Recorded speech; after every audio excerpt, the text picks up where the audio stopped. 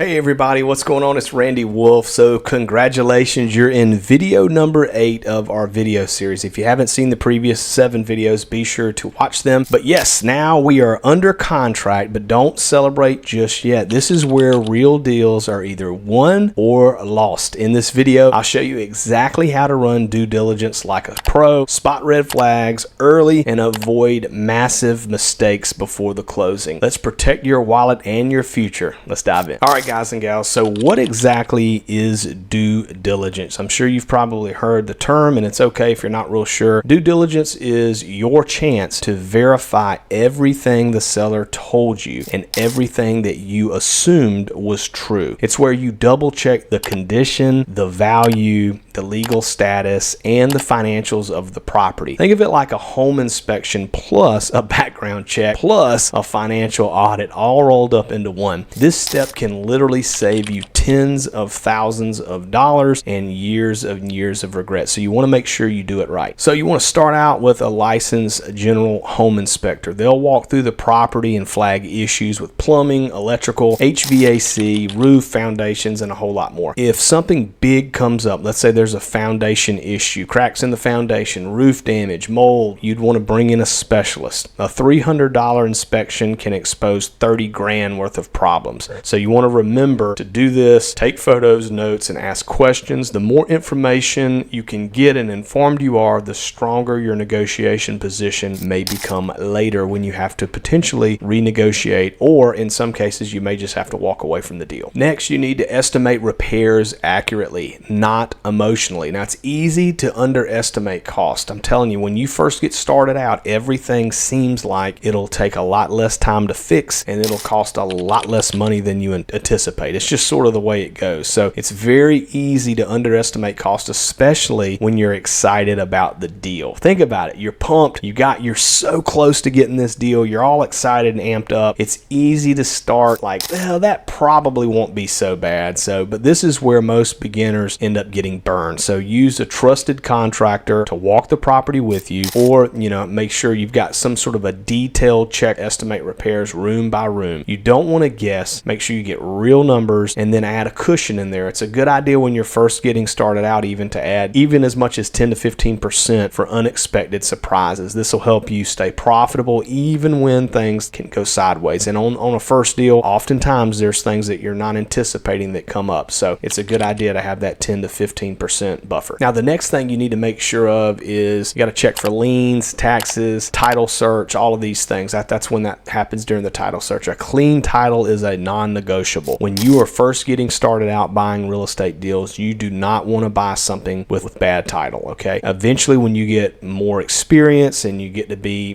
where you're doing a lot of deals, maybe down the line you can tackle that, but in the beginning, that is a recipe for disaster. You don't want to inherit someone else's debt or get caught in some sort of a legal mess. Be sure you use a reputable title company if you're in a title company state, or in South Carolina, like I said, we use real estate attorneys. I have a trusted real estate attorney. I have a couple, but I have one that I typically use all the time, great relationship with, and they will run a full title search. They'll check for liens, unpaid property taxes, legal judgments, or issues with the ownership. Now, this step can sometimes get overlooked, but it's absolutely critical, okay? Make sure you don't sleep on this. No clean title equals no deal. Now, next part of due diligence would be an appraisal and ARV confirmation. So if you're using financing, your lender will likely require an appraisal. Now, if you have private money, but even if you're paying cash, you still need to confirm that ARV, okay? So if you're paying cash or you have private money, then you've got to make sure your ARV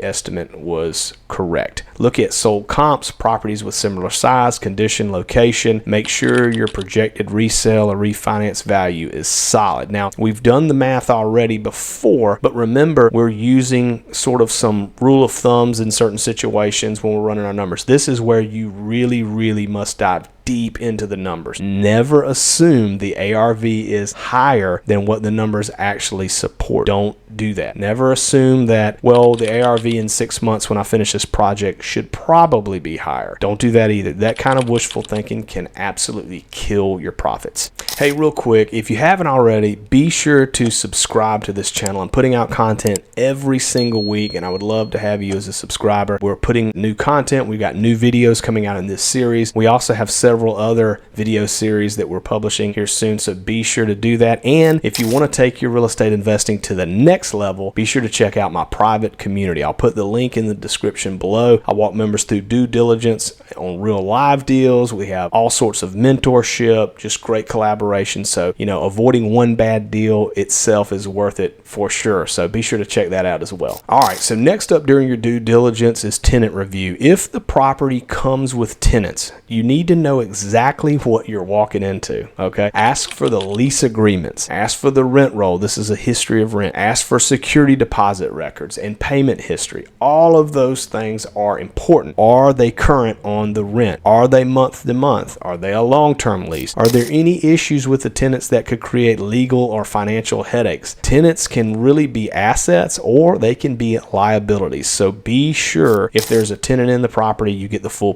picture. I've bought properties before with tenants, and I've always want to make sure anytime I buy a property with a tenant, I do all of these things that I'm mentioning here. It will save you a lot of headache in the event that there's some sort of major issue going on with the tenant. All right, another due diligence thing that you need to look into is zoning, permits, local ordinances, that sort of thing. This one's huge, especially for house hackers, flippers, or short-term rental investors. Now, you want to check with the city or county to verify the property is zoned for what you intend to use it for. So you also want to look for things like unpermitted additions, local rules on short-term rentals, requirements for business licenses or occupancy permits, all of those things. Don't assume this sort of stuff, okay? Be sure to verify that, and you can have one zoning issue that can completely destroy your whole strategy. For example, if you're looking to do short-term rentals and your area that you're in does not allow short-term rentals, then you can't just say, well, I'm just going to try to just do it, not tell anybody. Like, number one, you'll get fined and in trouble, but number two, eventually they're going to find out anyway, and you're going to get shut down. So don't assume, be sure you verify these things. All right, the next one is something a lot of people do not do, and that is to call the utility companies to confirm the service is active and functional, or there's no issues with that. Check the water, sewer, electric, gas. You can also request a property history from the city usually. That includes code violations, permit pulls, or open work orders. Now, these records can reveal any kind of past issues that maybe have come up, and they can help you avoid a lot of potential new ones. Before you close on a property, make sure that the property is insurable and at a reasonable rate as well. So you want to look up things like flood zones. I remember years ago, I almost messed up and bought a property in a flood zone. It was kind of the deal was pretty thin anyway, but buying it in the flood zone would have been a big mistake. So look for flood zones, crime maps. You can look for like these areas where there's a risk of fires, past claims on the property, all those things. These can affect your insurance premium, and in some areas where you can't even get coverage. So don't let this be a last minute surprise. Be sure to do your due diligence on these things. And let's be honest about it. As I said in the last video, you might find something during due diligence that completely changes everything, and you might have to walk, and that's okay. You can potentially go back to the seller with an inspection report or a repair bid and renegotiate the price or ask for credits. You can certainly do that, and oftentimes they are open to that because now that they see, a professional has shown that there's all these extra problems that you guys hadn't talked about, maybe they're open to renegotiate a little bit. If the numbers no longer work, walk away with your earnest money intact. You need to do all of your due diligence during that due diligence period that you have, or you can get your money back if the deal does not make sense. Due diligence gives you leverage, and you want to make sure that you use that due diligence period to protect yourself. All right, so let's assume that you have done your due diligence and everything passes. Now it's time to fund it and close that deal without getting blindsided by last minute surprises. So in the next video, I'll show you exactly how to close like a professional, even on your very first deal. Now, this is where you seal the win. You don't want to miss this next video. Thanks for watching, and I'll see you on the next one.